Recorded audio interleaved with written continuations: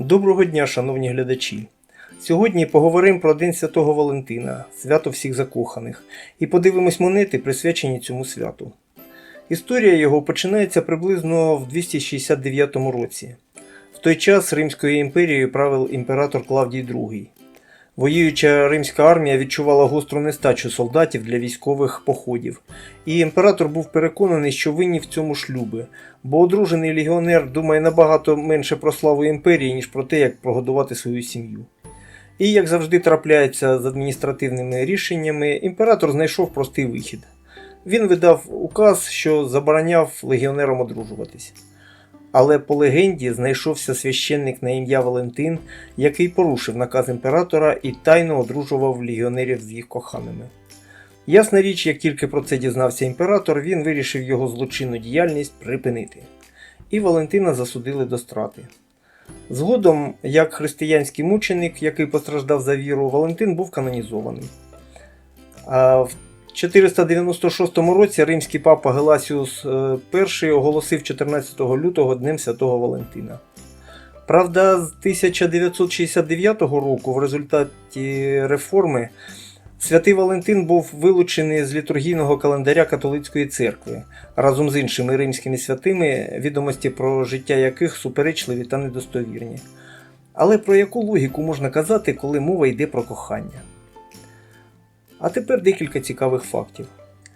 Ймовірно, першу Валентинку надіслав герцог Орлеанський у 1415 році. Ув'язнений у лондонському Тауері, він хотів сказати своїй дружині, як сильно її любить. Ця записка досі зберігається в Британському музеї.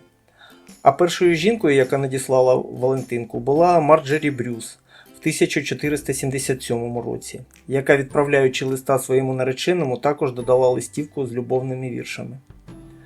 День Святого Валентина відзначається з 13 століття в Західній Європі і з 1777 року в США. Традиція дарувати в цей день подарунки міцніла з кожним роком і для деяких стала досить успішним бізнесом. Наприклад, 14 лютого по всьому світу відправляється близько 1 мільярда листівок. А за кількістю продажів Валентинки стоять на другому місці за популярністю після різдвяних листівок. Найчастіше листівки для другої половини купують жінки. Саме в День Святого Валентина відбувається найбільше пропозицій руки і серця.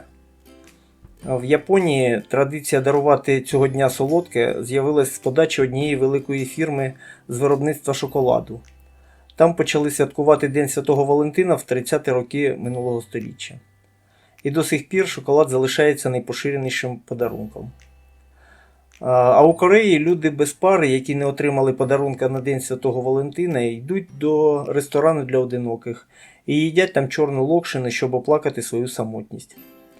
Італійці теж віддають перевагу дарувати коханим солодощі. В Італії День Святого Валентина називають тому солодким днем. За підрахунками Durex, продажі презервативів у День Святого Валентина збільшуються на 25%.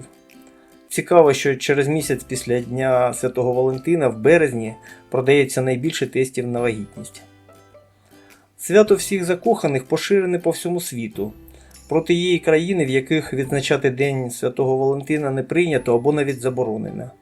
Це перш за все мусульманські країни, наприклад, Саудівська Аравія. Це єдина країна, де це свято заборонене на законодавчому рівні. До речі, 14 лютого у 2005 році був заснований YouTube. Ну і наостанок старий мем, але актуальний сьогодні. І не забувайте, що любов нашим близьким треба дарувати не тільки 14 лютого, а кожен день. Якщо вам сподобалось це відео, ставте вподобайку і підписуйтесь. На сьогодні це все. До зустрічі, бережіть себе.